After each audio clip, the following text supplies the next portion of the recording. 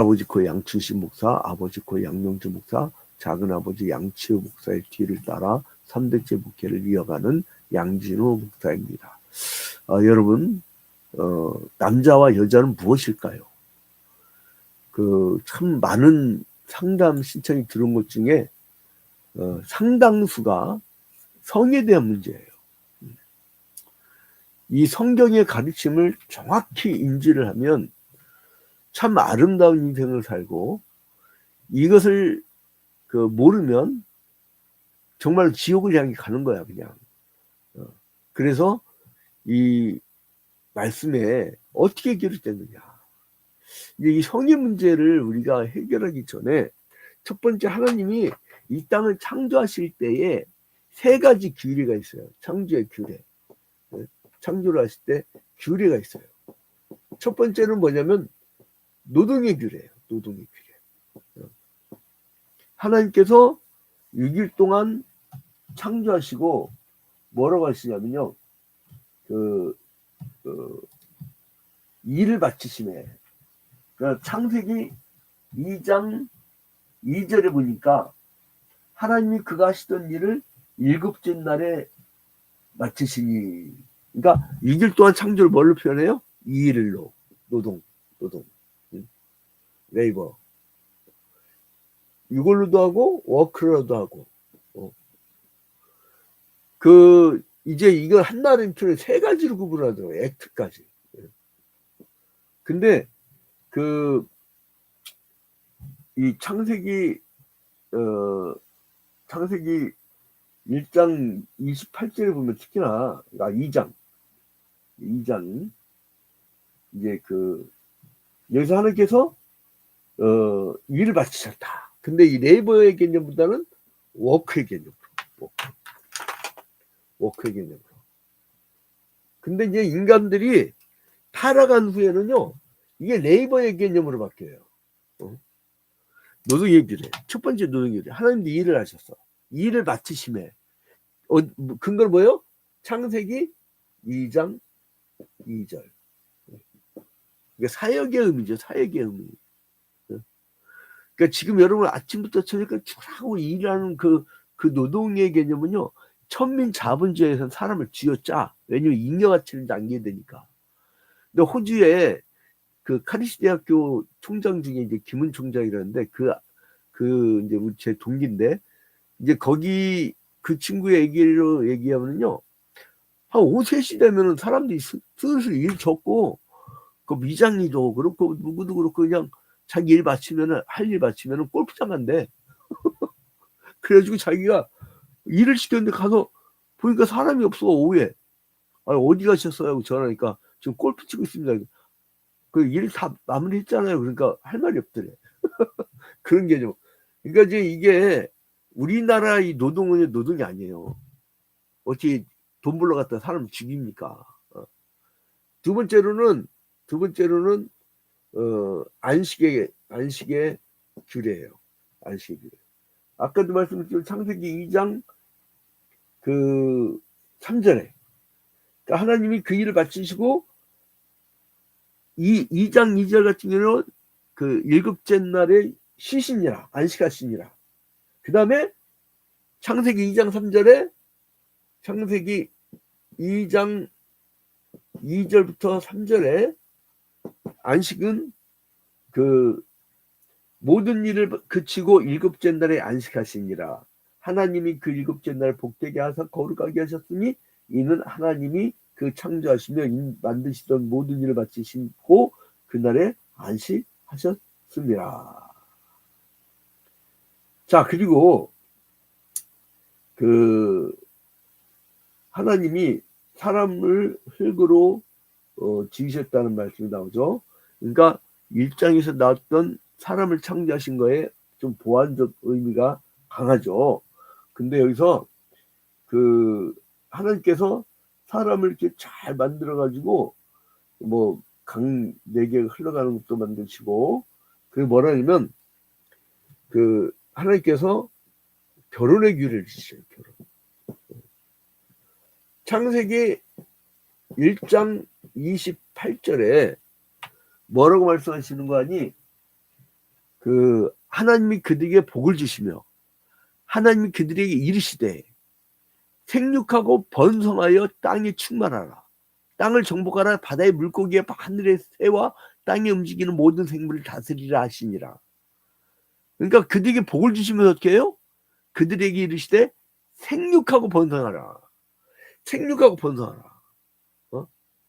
그 생육하고 번성이라는 건 뭡니까? 생육 번성. 그러니까 하나님이 기가 막히게 만드신 거예요, 이게. 그 다음에 어떻게 하냐면요. 2장 18절에, 창세기 2장 18절에, 여호와 하나님이 이르시되 사람이 혼자 하는 것이 좋지 아니하니 내가 그를 위하여 돕는 배필을 지으리라 하시니라. 돕는 배필. 돕는 배필. 그러니까 이제 이래서 만드셨는데, 근데 진짜 기가 막힌 게 뭐냐면 여러분, 아니 아이를 낳으려면 아무런 느낌 없으면 어떻게 이렇게 뭐랄까 이거 성인지 감수성이 걸릴까봐 섹스를 한다는 써도 안 걸리나? 아무튼 섹스를 해야 되잖아요. 그런데요, 이게 남자와 여자 신혼부부가 그 허니문 기간 동안 그 같이 잠자리를 하잖아요. 그러면 기분을 아주 좋게 만드신 거예요. 기가 막힌 거예요. 하나님 만드신 게 기가 막힌 거예요. 그래서 이거는 결혼을 잘 유지하면 참으로 좋은 건데, 이 고린도 지방의 교인들이 성을 잘못 사용했네. 그래서 고린도 교회가 문제는 뭐였어요? 고린도전서 1장부터 4장까지 문제가 뭐였어요? 첫 번째로 분란, 분열, 분쟁. 이게 이제 여러분 그 사람들의 문제점이었고, 그리고 이제 분쟁이라는 것은 나눌 분자에다가 전쟁을 일으키는 거잖아. 서로 쟁론하는 거. 그러니까 이제 분쟁이 가장 심했죠. 그게 고린도전서 1장부터 4장까지였고, 고린도전서 그 5장부터 5, 6, 7장은 성적 타락에 대해 얘기하는 거예요. 그래서 바울 사도가요, 오늘 보는 고린도전서 7장에서 바울은 결혼에 대한 의견을 밝히면서 인간이 연약하기 때문에 결혼하라는 거예요. 왜요? 고린도 지방은 사람들이 많이 오가던 지역이고 돈이 많았어요. 그리고 아프로디테 신전에서 한 1000여 명의 그 창기들이, 그게 이제 무녀들이에요. 무녀들. 우리나라 말로 무당. 그 무당들이 이제 신을 기쁘게 한다고 거기 남자들이 오면 거기서 섹스를 했던 거예요. 자, 근데 아무튼 간에 이 인간의 연약함으로 인해서 결혼을 해야 되지만, 근데 바울사도가 뭐라면 독특하게 그 다음 결혼 안 했거든. 그러니까 복음을 위해서 자기처럼 독신을 지내는 것이 더 좋다고 했어. 그러니까 꼭 결혼해라 이건 아닌 것 같아. 특히나 인간은 자동 조절 기능이 있어요. 우리 대한민국이요, 인구 밀도가 한때는 세계 3위째가 있었어요. 엄청 베이비붐 때는 막 너무 많이 나온 거야. 그러니까 사람이 질려버린 거야. 취업도 안 되고 거기다 죽지도 않아. 그래서 늙어가지고 막 젊은 애들 일할 거를, 알바해야 될 거를 늙은 사람들이 해버리는 거야.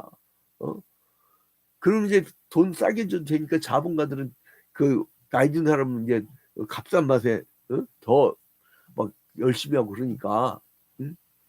그게 점점 이제 젊은 애들 일자리가 없어져요. 저는 은퇴하면 가만히 있으라 이거예요. 은퇴하면 집에 가만히 있으라고.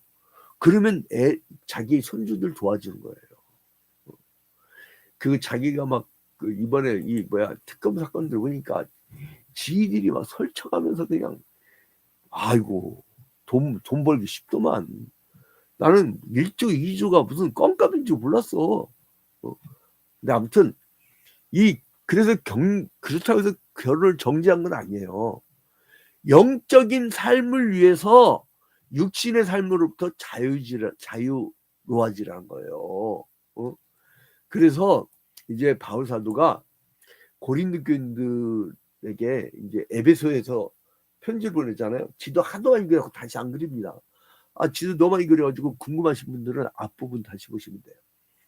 근데 고린도 교인들이 이제 그 이 편지를 받았지만 이 사람들이 바뀌질 않네. 바뀌지 않아. 그래서 이제 이 혼인에 대해서 바울이 계속 권면을 해줘요. 근데 고린도 교회 몇몇 사람들은 이 육체적 본능과 욕망을 완전히 억제할 수 없었던 그 본능적인 사람들이었는데 그걸 억제하라 이거예요. 근데 이걸 잘 들으셔야 됩니다, 여러분. 이거 있잖아요. 잘못 들으면 청년분들한테 성경 공부를 했는데 애들이 연애를 하는 거야. 원래 교회당은 연애당으로 유명합니다. 중고등부하고 청년부 그래갖고 짝짓기 해갖고 지들끼리 결혼 많이 했어요. 그게 아주 순기능이야. 여러분 교회 요즘에 왜 저출산 문제가 심각한 줄 아십니까? 교회 중고등부하고 청년부가 줄어들어서 그래. 나머지는요 교제한다고 저 홍대 앞에 가고 막 뭐더라 뭐 살사춤 추고 막 뭐하고 그런 데 가서 만나는 거죠. 그거는 엔조이라고 그래요. 그걸 구분하세요. 그렇다고 해서 또 총각 때 유축되면 안 돼. 여인을 보고 음욕을 품는 자마다 이미 가늠한 죄를 지었느니라 했을 때 예수께서 그랬을 때 이건 뭐냐면요. 거기서 여인은 뭐냐면 헬라어로 구네 예? 구네라고. 이 구네는 한글로 구네 이 말은 뭐냐면 이 여인은 배우자가 있는 여인이에요. 배우자가 있는 여인. 그러니까 그 당시에는 시집간 여자들만 여자를 이렇게 취급했나 봐. 그러니까 이게 그 당시 문화죠. 그래서 이제 이 결혼한 여자. 그러니까 처녀 총각이 그러니까 자기가 처녀를 보고 예쁘다 나 결혼하고 싶다. 그건 죄가 안 된다니까. 죄가 안 돼요. 그러니까 총각하고 처녀하고 교회 와서 건전하게 교제를 많이 하시고 하나님 보내신데 짝이다 그러면 결혼 빨리빨리 하세요. 제일 좋은 게 20대 초반이고 조금 양보해서 20대 중후반 때 결혼하면요. 왜 좋으냐면 후손. 그러니까 20대 말에 애를 낳게 되잖아요. 20대 때 애를 낳는 게 최고입니다. 가장 호르몬이 좋을 때고 가장 그러니까 이게 조금 30대 가면 이제 정자 난자가 늙어. 그러다가 30대 후반이 되면 많이 늙어. 그래서 난산을 해. 그 다음에 애를 낳아요. 그래도 40대 넘어가면 사람들이 말씀도 안 봐줘요. 그러니까 여러분 결혼은 20대 때 팔팔할 때 난 돈이 모여서 아니요. 결혼한 사람이 돈을 더 잘 모으고 더 집 안정되게 잘 삽니다. 그 이유가 다 있어요. 아무튼 바울은 권면하기를 독신을 지내는 것이 결혼한 것보다 낫기는 하지만은 이 둘은 모두 하나님께서 주신 선물이니까 독신 생활이 그리스도인의 필수 조건은 아니라는 거예요. 그래서 결혼에 대한 권고를 합니다. 1절부터 6절. 그러니까 고린도전서 7장 1절에서 16절은 결혼에 대한 권고를 얘기해요. 결혼에 대한 권고. 창조의 규례는 이렇게 보고 고린도전서 7장 16절. 그 다음에 그 17절부터 25절. 17절부터 25절까지는 이제 부르심을 받은 그대로 행하라는 거예요. 하나님이 어떤 사람은 결혼해서 부르시고 어떤 사람은 죽도록 충성시키려고.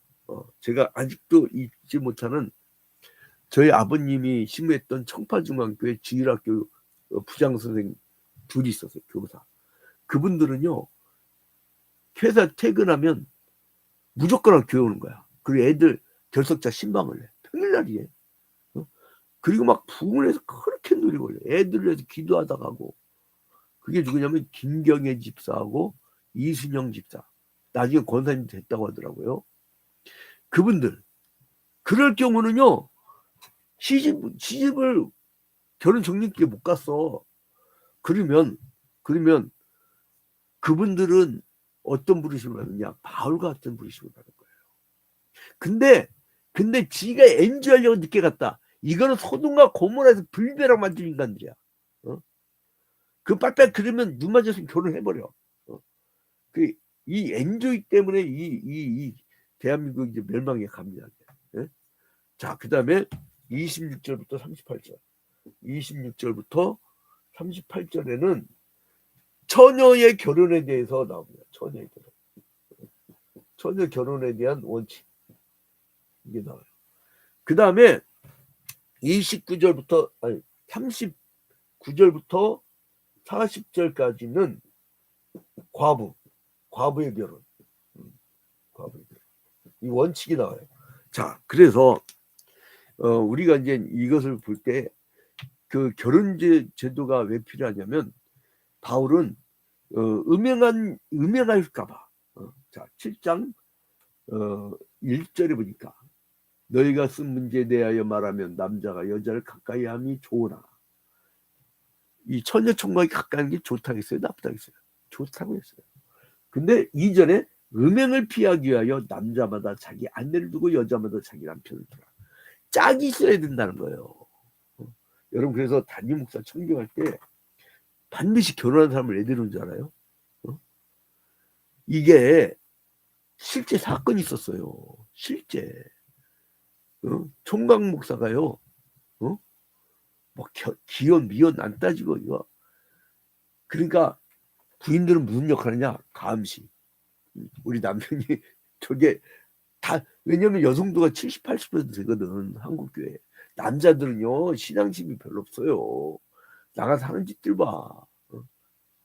왜 그 무조건, 저도 이제 목회 훈련 때문에 이제 젊은 날부터 목회 훈련 받았잖아요. 제일 중요한 건 집에 와서 일찍 와서 집밥 먹고, 그 다음에 이 저녁에 일찍 자고 새벽 기도하는 게 최고입니다. 왜냐면 저녁에 나가면 다 도냐, 남자들끼리. 그 웃긴 게 뭐냐면, 분명히 저 돈 막 그 빚 많고 어려운 애인데, 막 그 남자들 카운터 앞에서 카드 서로 내밀면서 내가 낼게 이래요.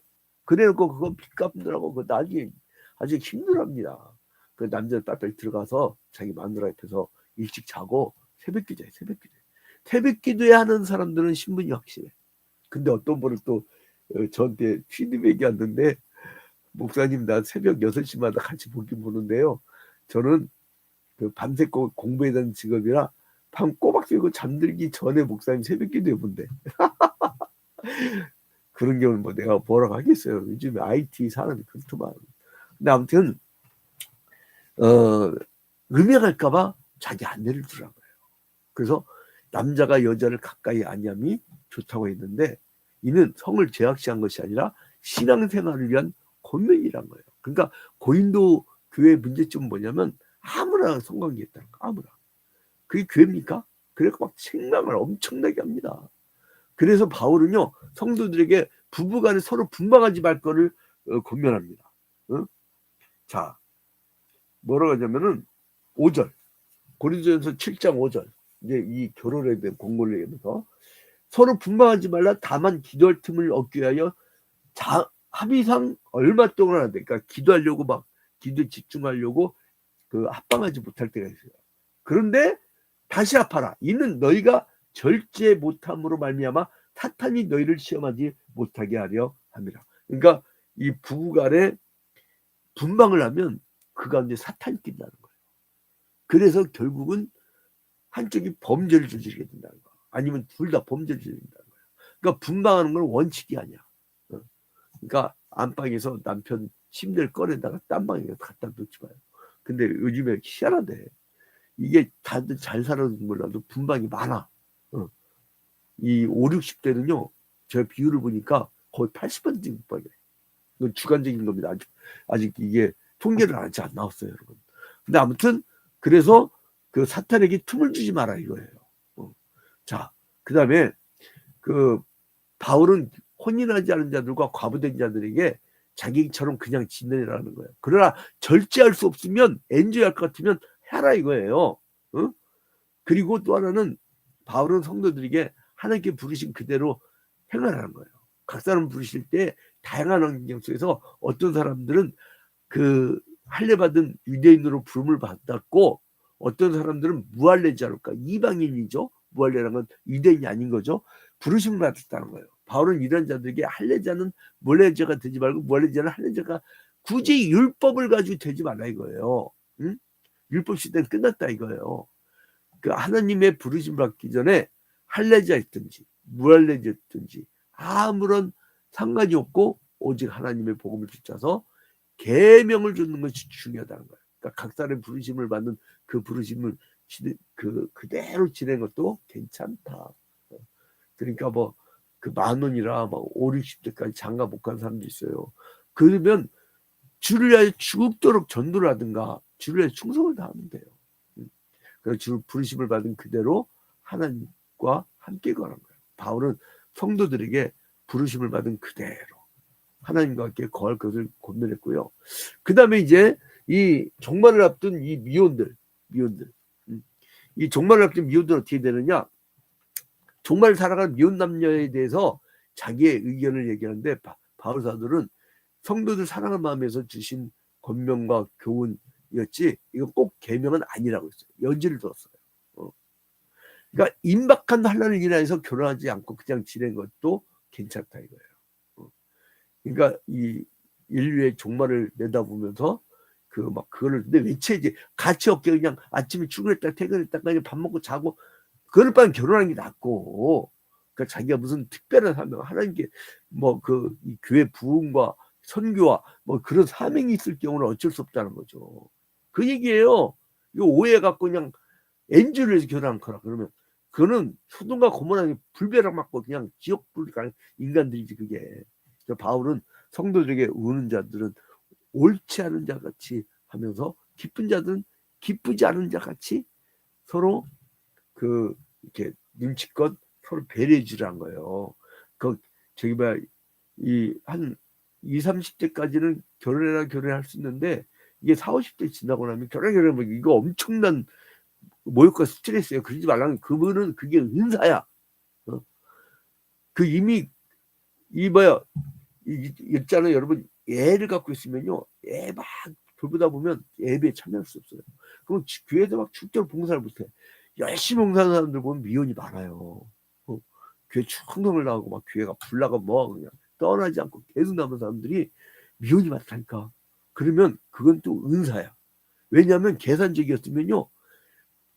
자기가 홀몸이 아니고 가족 있고 그랬으면 계산 나면요. 못 바치거든. 그냥 떠나버려. 죽도록 흉을 못 하거든. 여러 가지가 있어요. 그 다음에 마지막에 처녀와 과부의 혼인 문제를 얘기할 때 결혼 연령이 된 그 아비들에 대해서 또 딸을 시집 보낸 자도 잘한 것이니와 시집 보내지 않은 자가 더 이건 주를 위해서 일한 자들 얘기 나오고 있어요. 분명히. 그 다음에 과부된 자는 자기 뜻대로 시집 갈 것이지만 주 안에서 하라는 거예요. 그러니까 어떻게 보면 과부들도 홀로 지내는 건 좋다는 거예요. 그러나 자기가 음력이 올라오고 자기가 막 음행할 것 같으면 시집가라 이거예요.